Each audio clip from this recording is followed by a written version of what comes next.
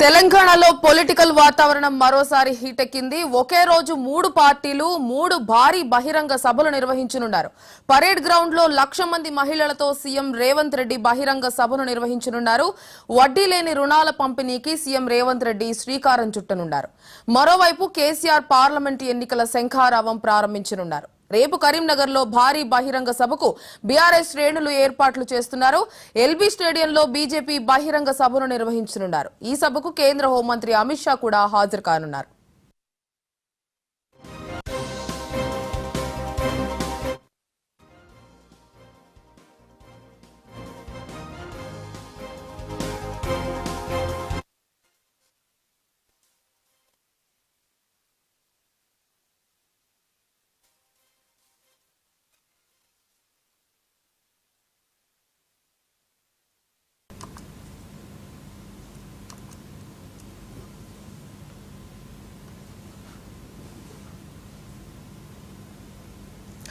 తెలంగాణలో పొలిటికల్ వాతావరణం మరోసారి హీటెక్కింది. ఒకే రోజు 3 పార్టీలు 3 భారీ బహిరంగ సభలు నిర్వహించనున్నారు. పరేడ్ గ్రౌండ్ లో 1,00,000 మంది మహిళలతో సీఎం రేవంత్ రెడ్డి బహిరంగ సభను నిర్వహించనున్నారు. వడ్డీ లేని రుణాల పంపిణీకి సీఎం రేవంత్ రెడ్డి శ్రీకారం చుట్టనున్నారు. మరోవైపు కేసీఆర్ పార్లమెంటు ఎన్నికల శంఖారావం ప్రారంభించనున్నారు. రేపు కరీంనగర్ లో భారీ బహిరంగ సభకు బీఆర్ఎస్ శ్రేణులు ఏర్పాట్లు చేస్తున్నారు. మరోవైపు ఎల్బీ స్టేడియంలో బీజేపీ బహిరంగ సభను నిర్వహించనున్నారు. ఈ సభకు కేంద్ర హోంమంత్రి అమిత్ షా హాజరు కానున్నారు.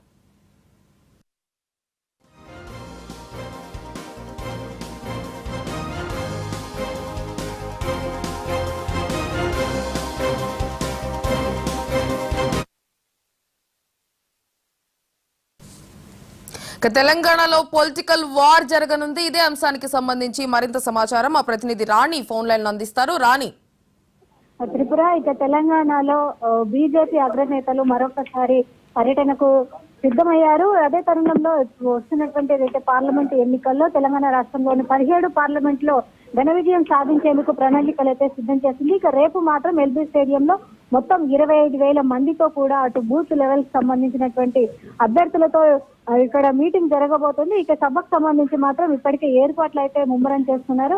ఈ ఏర్పాట్లకు సంబంధించి మాత్రం టీబీజేపీకి సంబంధించినటువంటి కీలక నేతలు మాజీ ఎమ్మెల్సీ అయినటువంటి రామచంద్రరావు, అదేవిధంగా కీలక నేతలైనటువంటి ప్రకాష్ రెడ్డి, మరికొంతమంది కీలక నేతలు ఎన్వి సుభాష్ రావు, మరికొంతమంది కీలక నేతలు అయితే ఇక్కడ పర్యవేక్షణ అయితే చేస్తున్నారు. ఇక దీనికి సంబంధించి మాత్రం దాదాపు 15 నుంచి దక్షిణాది రాష్ట్రాల్లో మాత్రం ప్రధాని మోదీ పర్యటనలు అయితే ఉండబోతున్నాయి. 16, 17, 19 తేదీల్లో ప్రధాని తెలంగాణ పర్యటన ఉండేటువంటి అవకాశాలు అయితే కనబడుతున్నాయని చెప్పేసి కొంత నిన్న జరిగినటువంటి కోర్ కమిటీ సమావేశంలో కొంత చర్చకు వచ్చినటువంటి సిచ్యువేషన్ అయితే కనబడుతుంది. ఇక మొత్తంగా చూస్తే మాత్రం 3 బహిరంగ సభల్లో ప్రధాని నరేంద్ర మోదీ అయితే పాల్గొనున్నారు. అందులో ప్రధానంగా చూస్తే మాత్రం జగిత్యాల, నాగర్ కర్నూలు, మల్కాజ్గిరిలలో ప్రధాని నరేంద్ర మోదీ సభకు మాత్రం ఏర్పాట్లు చేయనున్నట్లయితే ఒక సమాచారం అయితే ఉంది. అయితే 3 లోక్సభ స్థానాలను కవర్ చేస్తూ ఒక్కో లోక్సభ ప్రాంతంలో మాత్రం భారీ బహిరంగ సభ నిర్వహించాలని చెప్పేసి కూడా ఇటు బీజేపీ కీలక నేతలు అయితే భావిస్తున్నారు. మొత్తంగా చూస్తే మాత్రం ఇప్పటికే దాదాపు మొదటి షెడ్యూల్లో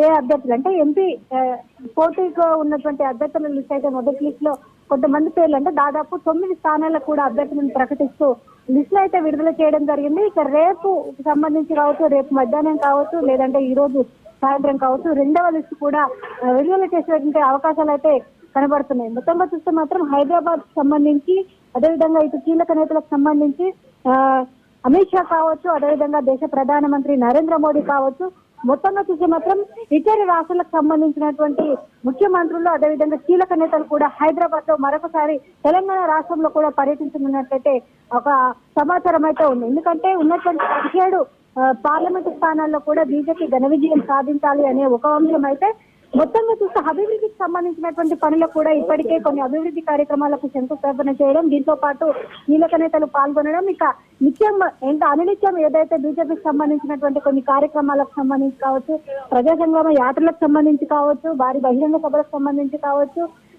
ప్రజలను మమేకం చేస్తూ చైతన్యవంతం చేసేటువంటి అనేకమైనటువంటి ప్రోగ్రామ్ లో కూడా కీలక నేతలు రానున్నట్లయితే తెలుస్తుంది. ఇక ప్రధాని బహిరంగ సభలో చేసేటువంటి ప్రసంగం మాత్రం కొంత ఆసక్తి అయితే నెలకొనబోతుందని చెప్పేసి ఒక సమాచారం అయితే ఉంది.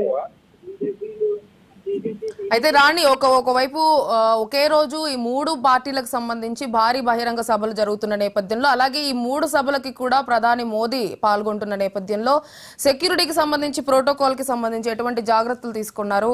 డీటెయిల్స్ ఏంటి? ప్రస్తుతానికి మాత్రం ప్రోటోకాల్ కి సంబంధించినటువంటి అంశాలు కానీ, సెక్యూరిటీకి సంబంధించినటువంటి అంశాలు కానీ ఇంకా చర్చకైతే రాలేదు. ఎందుకంటే అది 16, 18, 19 తేదీల్లో ఉండబోతోంది కాబట్టి సభలో ఏ అంశాలు మాట్లాడబోతున్నారు, ఏ సమయానికి వస్తారు అనే విషయాలు మాత్రమే చర్చకు వచ్చాయి. Right Rani, thank you.